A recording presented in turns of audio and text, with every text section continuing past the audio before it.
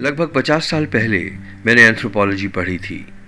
उस समय की एंथ्रोपोलॉजी की जो तस्वीर मेरे मन में है, उसमें आदिवासियों के हट्स, एंथ्रोपोमीटर, कुछ कैलिपर्स, एक वेइंग मशीन और कुछ स्टोन टूल्स सामने आते हैं। आज भी एंथ्रोपोलॉजी की वही तस्वीर है या कुछ बदल गई है, यह जानने के लिए मैं प्रोफेसर मुटाटकर से मिला। प्रोफेसर मुटाटकर 86 यानी 86 साल के हैं, बेहद एक्टिव हैं और अपनी कार खुद ड्राइव करते हैं।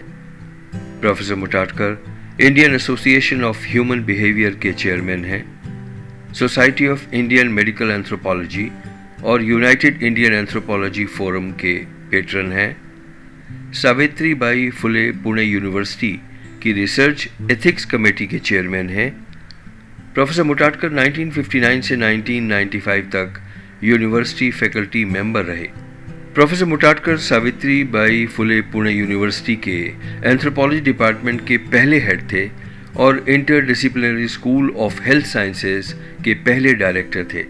इसके अतिरिक्त प्रोफेसर मुटाटकर जिन टॉप पोजीशंस पर रहे हैं वे इस प्रकार हैं: chairman Indian national confederation and academy of anthropologist INCAA, Chairman Panel on Anthropology and Curriculum Development Committee UGC to prepare Model Anthropology Curriculum, Chairman Backward Classes Committee Government of Maharashtra 1992-93, Member First Backward Classes Commission Government of Maharashtra 1993-98, Founder Maharashtra Association of Anthropological Sciences।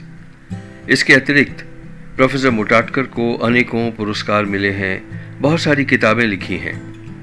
18 students को anthropology में और 7 students को health sciences में PhD के लिए guide किया है। सुनते हैं प्रोफेसर मुटाटकर क्या कहते हैं।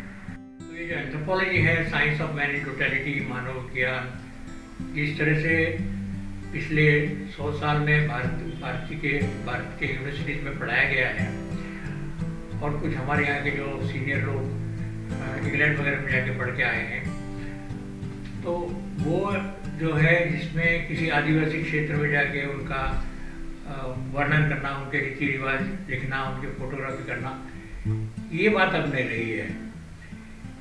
उसके बहुत सारे रीजंस हैं, उसके बहुत सारे कारण हैं। अब मुख्य बात तो ये रही है कि जब डार्विन ने ओरिजिन ऑफ स्पीशीज लिखा तब से ये बात निकली क्यूरियोसिटी की बायोलॉजिकल इवोल्यूशन हुआ है, तो इसका मतलब कल्चरल इवोल्यूशन भी हुआ है।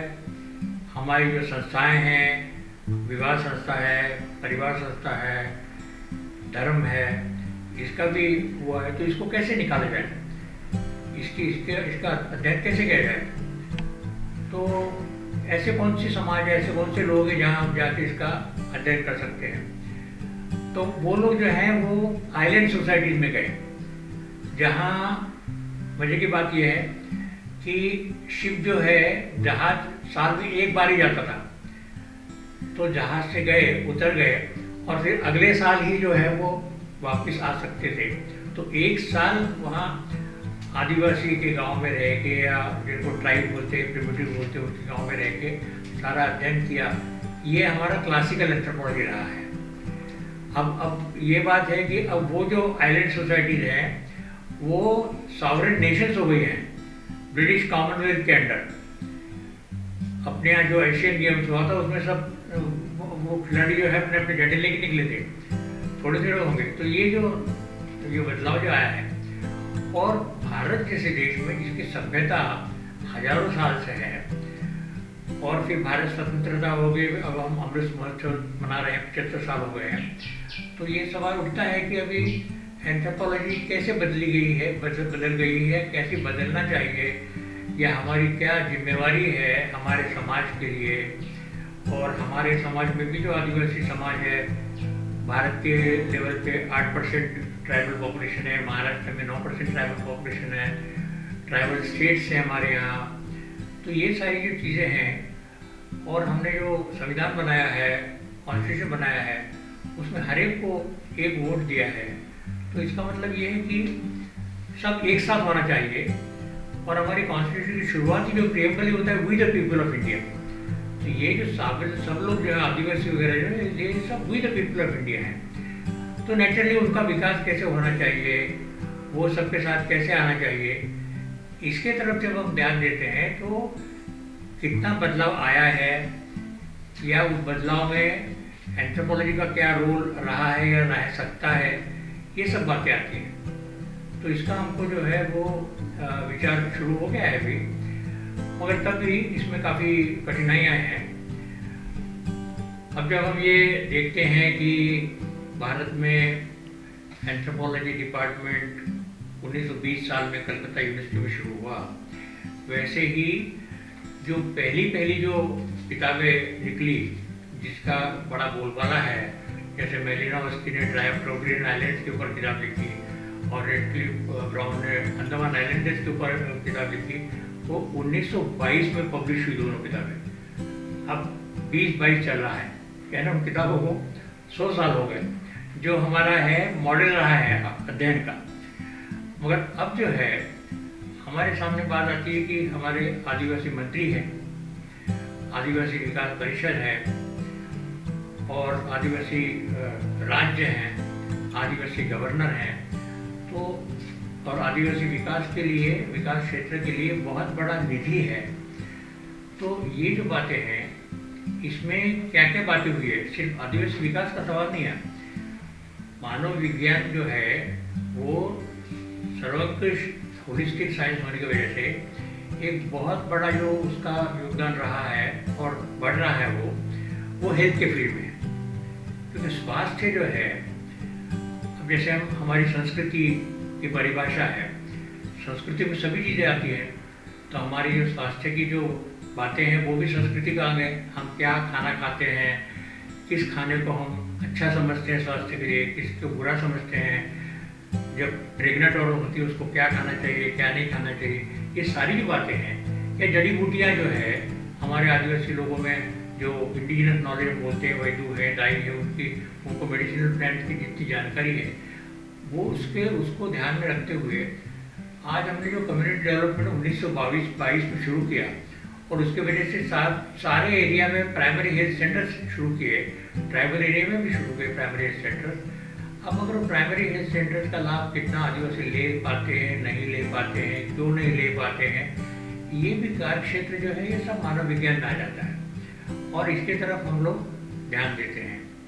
तो ये जो हेल्थ का जो फील्ड है, ये हेल्थ के फील्ड में जो है मानव शास्त्र इतना बढ़ गया है कि अपनी जो Indian council of medical research है, जो अपेक्स बॉडी है, उसमें सोशल बिहेवियर रिसर्च डिवीजन निकाला गया और उस सोशल बिहेवियर रिसर्च डिवीजन का जो हेड है वो एंथ्रोपोलॉजी का आदमी है। फिर जो Indian council of medical research की 35 रिसर्च इंस्टीट्यूट्स है ऑल इंडिया में, वहाँ कितने सारे एंथ्रोपोलॉजिस्ट जो हैं वो काम कर रहे हैं उसी क्षेत्र, वो बायोलॉजिकल और सोशल दोनों बातें उसमें जो है उसमें आ जाती हैं। तो इस तरह से अब एंथ्रोपोलॉजी का विस्तार जो है और पर्टिकुलरली अभी जो अपने साथ जो बातें हैं और कुछ बातें हो जाती हैं, जैसे डैम बनते हैं हम लोग या कोई उसमें विस्थापन होता है और ये डैम्स वगैरह आदिवासी क्षेत्र में बनते हैं तो उनका विस्थापन होता है, ये सारे जो है नए नए प्रश्न जो हैं वो निकलते हैं, उसकी तरफ हमको ध्यान देना पड़ता है। और हमारी एंथ्रोपोलॉजी की थ्योरी इतनी अच्छी है, जो थ्योरी ऑफ कल्चर है, संस्कृति है, ये थ्योरी इतनी अच्छी है कि जिसके वजह से हम लोग इसके बारे में एनालिसिस कर सकते हैं, जिसके बारे में सुझाव दे सकते हैं, गवर्नमेंट को पॉलिसी रिकमेंडेशन दे सकते हैं और दे रहे हैं। जब भी जो गवर्नमेंट चाहती है तो वो रिकमेंडेशन हम लोग करते रहते हैं कि man is the only cooking animal. तो हमने जब कुकिंग शुरू किया, या जिसको कहते हैं कि डोमेस्टिकेशन ऑफ फायर हुआ, डोमेस्टिकेशन ऑफ फायर की वजह से कुकिंग हुआ, उसके वजह से जो बदलाव आया है कि जिस तरह से हम खाना खाते हैं, खाना बनाते हैं, जितना सॉफ्ट से सॉफ्ट ज़्यादा खाना खाते हैं, तो आजकल यदि डेंटिस्ट से बात करेंगे तो डेंटिस्ट बोलते हैं अरे अब तो आजकल बच्चों के बत्ती दांत होते ही नहीं हैं। और फिर जब हम पहले गन्ने को जो है खा सकते थे, अब गन्ने को हम जो है गन्ने को छील नहीं सकते हैं, इतने हमारे दांत वीक हो गए हैं। और सभी हमारा जो रहन सहन का जो तरीका है कि टेक्नोलॉजी की वजह से और स्पेशलाइजेशन की वजह से और जो अर्बनाइजेशन ज़्यादा हुआ है और नौकरी हुआ है कि अब ये क्लाइमेट चेंज की हम बात करते हैं तो इसमें ये बात आती है कि मानव प्राणी जो है, मानव समाज जो है, निसर्ग से बहुत बहुत दूर जा रहा है। और निसर्ग जो है वो हम सिर्फ जो है उसको एक्सप्लॉइट करने के लिए निसर्ग का इस्तेमाल करते हैं।